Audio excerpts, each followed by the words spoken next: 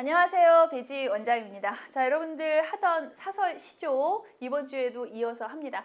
사설 시조도 시조야. 단지 평민들이 아주 진솔하게 좀 길게 썼다 이 차이일 뿐이고요. 길게 쓰다 보니까 도리어 쉽다. 뭐 해석이라고 해서 막 한자어가 나열되어 있고 이러지 않으니까 약간의 고어만 이해하면 그냥 바로 그냥 쭉 해석이 되고, 그래도 어쨌든 해석은 중요하니까, 그리고 여러분들이 아직 고1이고 처음이니까 제가 해석은 써드릴 거예요. 여러분들도 그 밑에다가 시조 밑에다가 해석 쓰는 거는 잊지 마시고요. 단지 이제 막 어려운 거 내용이라기보다는 전체적으로 그래서 말하고자 하는 바, 진솔하지만 진솔한 속에서 말하고자 하는 바만 딱딱딱 짚으면 되는 거라서 도리어 어렵거나 하지 않습니다. 자, 출발합니다. 자, 여러분들 페이지 57페이지고요. 거기에 어이 못 오던가 들어갑니다. 어이 못 오던가, 왜 못 오는 거야 대체? 라고 하는 약간의 한탄스러운 감정, 그러니까 약간의 힘이 오지 않는 거거든요. 그러다 보니까 왜 못 와? 올 수 있잖아. 지금 못 오는 그런 상황도 아닌데 왜 못 오는 거야? 라고 하는 원망의 심정이 일부 들어가 있는 그런 작품입니다. 자, 서민 작품이잖아. 얼마나 진솔하겠니? 자, 진솔함이 보시면 알아요. 굉장히 리얼하게 표현이 될 겁니다. 어이 못 오던가, 무삼일로 못 오던가 그대로 해석하면 되죠. 자, 초장입니다. 어이 못 오던가, 무삼일 무슨 일로 못 오던가, 이 정도 해석하시면 되죠. 너 오는 길에, 자, 중장 들어갑니다. 중장 좀 길지만 다 써드릴 거예요. 혹시 왜 못 오는 거인가 생각을 해보니? 라고 하면서 쓰는 거예요. 너 오는 길에, 그러니까 네가 나를 만나러 오는 길에 혹시 무쇠 성을 싸고라고 나와있지만 쌓고, 성 안에 담을 쌓고 이렇게 해석하시면 되고요. 무쇠로 만든 성을 좀 길지만 써드릴게요. 쌓고, 그 다음에 성 안에, 요 성 안에 담을 쌓고, 뒤에 그 담 안에 집을 짓고, 담 안에 집을 짓고, 그리고 집 안에 두지 놓고, 집 안에 두지 뒤주 놓고.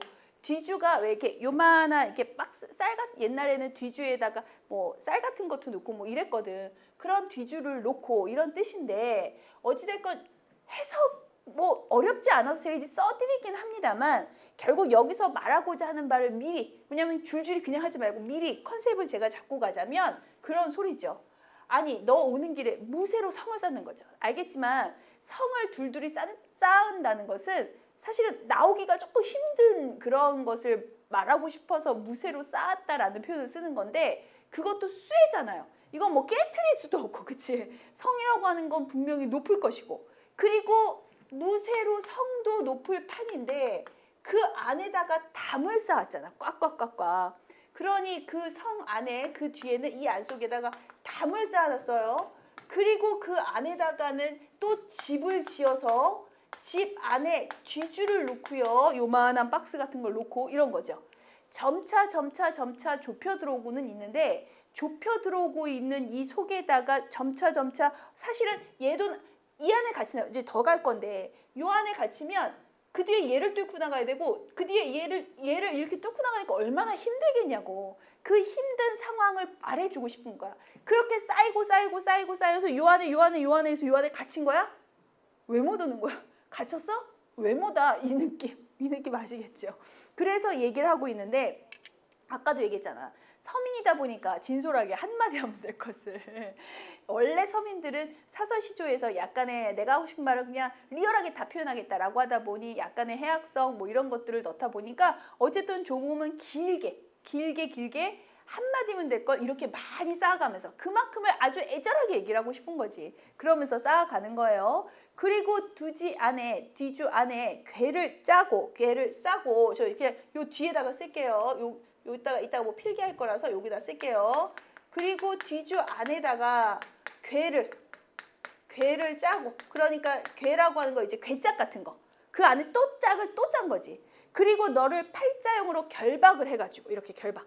그리고 그 안에다가 너를 팔자형으로 결박해서. 그러니까 쉽게 얘기하면 웬만해서는, 웬만이라는 표현도 어울리지 않아. 어떤 누구도 나오기 힘들죠. 결박해서 가뒀으니까. 그렇게 해서 넣고, 결박해서 넣고, 쌍배목, 외걸세, 금거북, 자물쇠로 그대로 쓰시면 됩니다. 제가 요거 쌍배목 그대로 쓸게요. 외걸세, 그리고 금거북이죠. 금거북으로, 금으로 만든 거북 모양의 자물쇠로라고 했는데, 이건 뭐냐면 말 그대로 왜 그런 거 있잖아. 이거 제가 그림을 잘 못 그려서 상자 박스 같은 거 있으면 거기에 이게 고리 같은 거 해가지고 거는 자물쇠, 금거북 모양인데 그거를 이렇게 해서 딱 찔러가 잠그는 옛날에 쓰던 그런 자물쇠 같은 모양이에요. 지금은 사용하지 않겠지만 그런 모양이어서 이걸 단어 뜻을 외우거나 할 필요는 없는 거야. 자물쇠 같은 거라고 생각을 하시면 됩니다. 자물쇠로 수기 자물쇠로, 자 이쪽에다 쓸게요. 수기 아주 깊이 그렇게 잠가 있더냐, 잠가 놓았더냐, 너 어이 그리 아니 오더냐, 너 어이 그리 아니 오더냐. 그러니까 이렇게 잠가 놓은 거야. 대체 왜 안 오는 거야? 뭐 이런 심정으로 받아들이시면 됩니다. 자, 마지막까지 하고 저거 넘어갈까요? 제가 웬만하면 필기를 맞추려고 했는데 알잖아. 초장, 중장, 중장 아주 깔끔하게 잘하려고 노력하는데 성격. 근데 너무 길어가지고 생각보다 내려왔네. 자, 밑에 한 해도 12달이요. 자, 한 해도요. 1년이죠? 한 해도 12달이요. 맞죠? 1년은 12개월이니까. 그리고 한 달도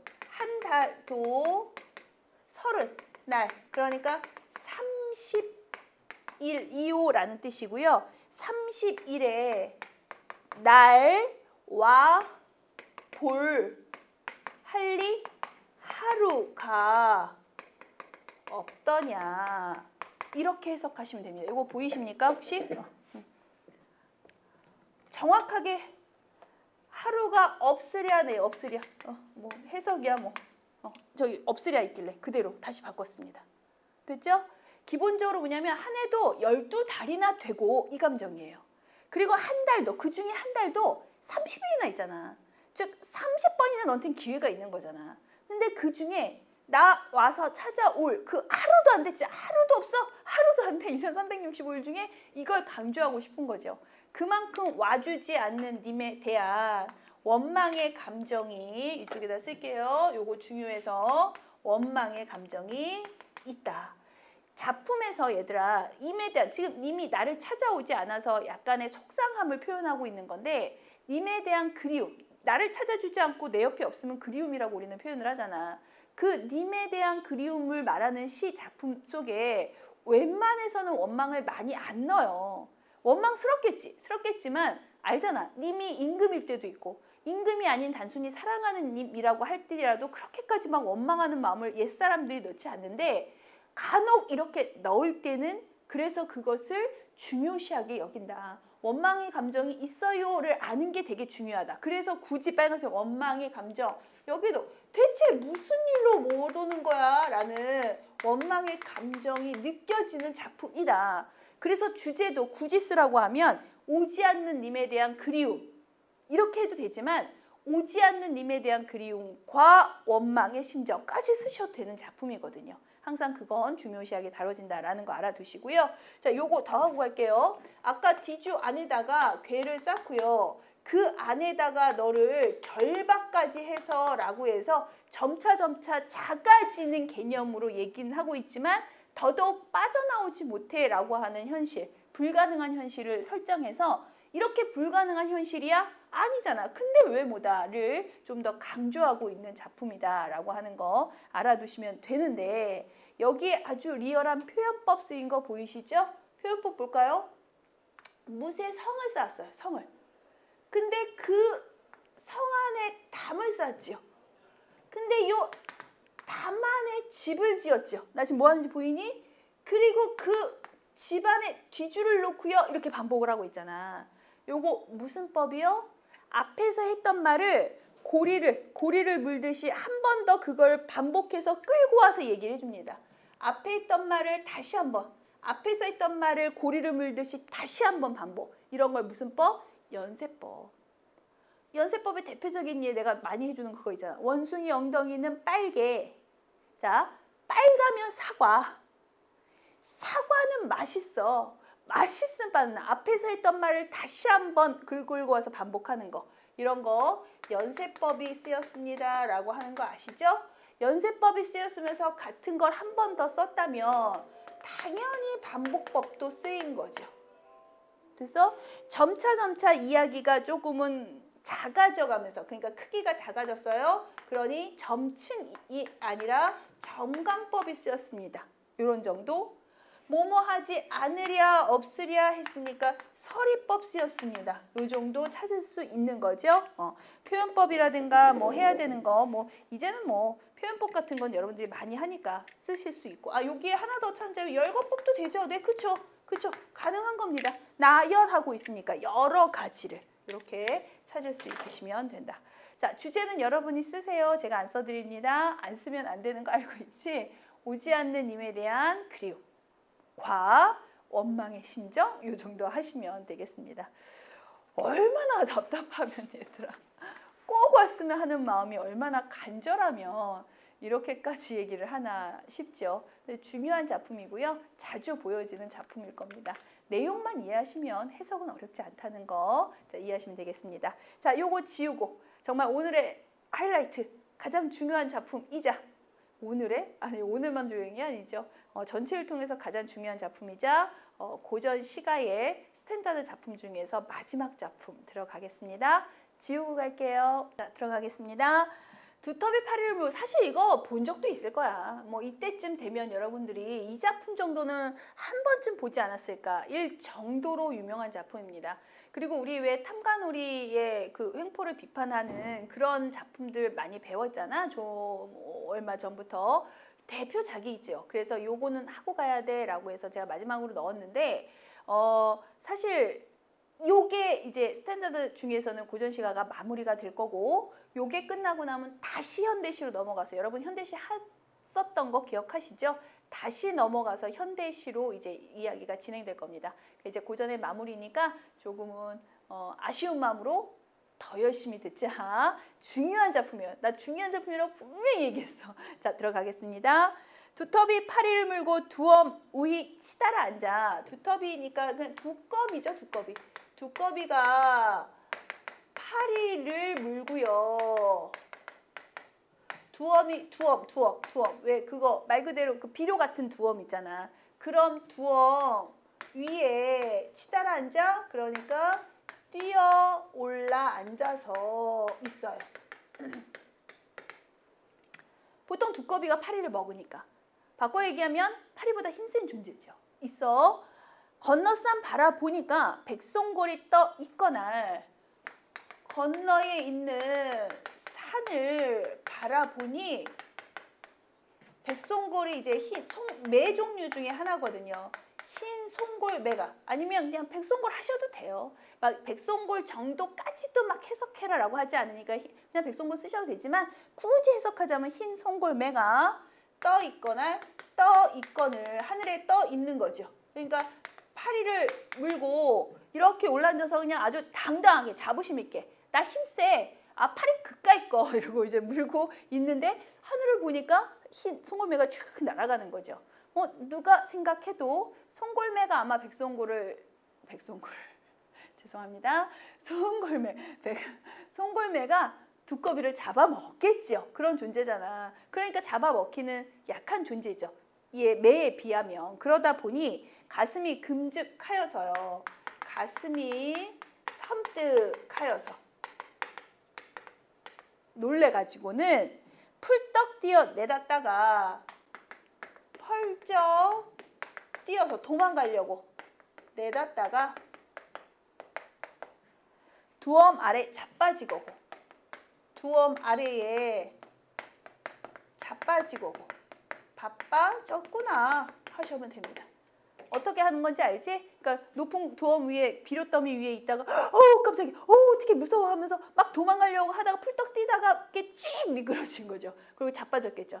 다리를 쫙 얼마나 우습겠니? 두꺼비가 왜 이렇게 쭉 미끄러져 있는 그 모습 그 자체도 되게 희화화야 우습지만 그거보다 더 우스운 거 그것도 우스워요. 그래서 이 작품은 어쨌든 우리는 해악성이 있다라고 얘기를 할 건데 그것도 우습지만 그 아래 모쳐라 라고 하는 건 해석을 해도 되고 안 해도 되는 감탄사 같은 격이지만 보통은 그냥 관용처럼 쓰이는 거라서 냅둬라 라고 해석하셔도 되지만 안 하셔도 되는 표현입니다. 날렌 넬슨 망정이지 날렌 날쌤 넬슨 나이기 망정이지. 야 진짜 나니까 이 정도다. 내가 진짜 날쌔니까 나니까 이 정도만 하고 마는 거지 자빠진 걸로 끝난 거지 아니면 애헐질 멍입니다. 멍들 뻔 했구나 라고 자기 자신을 한껏 지켜 세우며 마무리하는 이 자세가 더 웃긴 거죠. 알고 있지? 자빠진 모습도 웃겨요. 하지만 아이고 자 나니까 이 정도야. 안 그랬으면 멍들 뻔했어. 난 멍은 안 들었잖아. 이렇게 자신을 우스꽝스러운 자신에 대해서 지켜 세우는 그리고 바람직하지 못한 태도에 대해서 지켜 세우는 이런 모습이 더욱 해악적입니다. 자 어떤 게 바람직하지 않았어? 자 들어갑니다. 그게 중요한 초점이었죠. 중요해서 빨간색으로 워낙 중요한 작품이에요. 두꺼비라고 하는 존재는 부정적인 존재예요. 왜? 약한 존재를 괴롭히고 있거든요. 우리가 흔히 탐관오리를 얘기할 때 당연히 탐관오리야. 크게 넓게 얘기하면 얘를 지배층 그리고 당하고 있는 존재니까 우리가 이른바 피지배층이라고 하고 굳이 세부적으로 얘기하자면 탐관오리 그러니까 백성들 힘없는 백성들이겠죠. 힘없는 백성한테는 저렇게 모습을 보이잖아. 막 물고 있고 괴롭히고 있고 착취하고 있고 힘없는 백성들은 이렇게 착취를 하면서 자기보다 더 센 탐관오리 그래서 이른바 뭐 자소서 같은 걸 보면 뭐 하부 계층의 관리 상부 계층의 관리 뭐 이렇게 표현하는데 뭐 둘 다 탐관오리입니다. 어찌됐든 근데 자기보다 좀 더 높은 단계의 관리자죠. 그러니까 자기보다 힘이 세다라고 느껴지면 엄청 놀라면서 이렇게 도망가려는 모습을 보건대 되게 비굴한 모습을 보이는 거죠. 이런 모습이 이중적이잖아. 그리고 저렇게 비굴한 모습을 보이는 그 와중에도 나니까 이 정도야 라고 자기 자신을 자화자찬을 하면서 허세를 부리는 그래서 우리 허장성세다라는 표현을 쓰죠. 이런 모습이 되게 해악적으로 보인다. 그래서 해악성이 느껴진다. 해악성이 느껴진다는 건 되게 인물을 우스꽝스럽게 얘기하고 있잖아. 그래서 매우 희화화를 한다는 건 이걸 통해서 결국 이를 풍자, 즉 비판하고 싶은 것을 아주 잘 나타내더라. 굉장히 유명한 작품이고요. 말하고자 하는 것도 많고 주제와 연관시켜서 타 작품들과 연계해서 문제 풀기에도 너무나 좋은 작품이어서 꼭 알아두시라고 제가 마지막에 휘날레처럼 장식하기 위해서 넣어놨습니다. 중요합니다. 알아두시고요. 뭐 여기 대사하는 부분도 그렇지만 저렇게 도망가는 저 부분 속에서 의인화돼 두꺼비를 의인화하고 있습니다 라는 표현법도 찾아줄 수가 있겠죠. 아주 중요한 작품이야. 주제 어떻게 쓰겠습니까? 이거 안 써줄 거예요.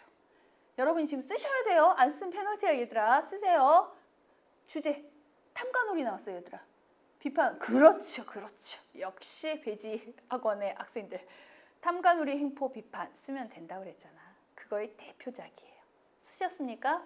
꼭 쓰시고 해석 한 번 더 밑에다가 한 번 더 쓰는 거 그게 이제 여러분이 해야 할 일입니다. 자 이렇게 마무리를 할게요. 그동안 해석 한 번 더 쓰고 외우고 하시느라고 힘드셨죠? 이게 고전 시가의 특징이다 보니까 고전 시간은 해석이다 잊지 마시고 자 이제 다음 시간부터는 조금 여유롭게 현대시 들어가요. 현대시는 막 외우는 거 아니야. 알고 있지? 그냥 동그라미 세모 하면서 익히기만 하는 거라서 아마 다음 시간부터가 조금 더 여유가 있을 거라고 생각됩니다. 자, 그동안 고생하셔서 잘하셨고요. 고생하셔서 그 다음에 잘하셨고요. 다음 시간에 또 현대시로 다시 찾아뵙겠습니다. 수고 많으셨습니다.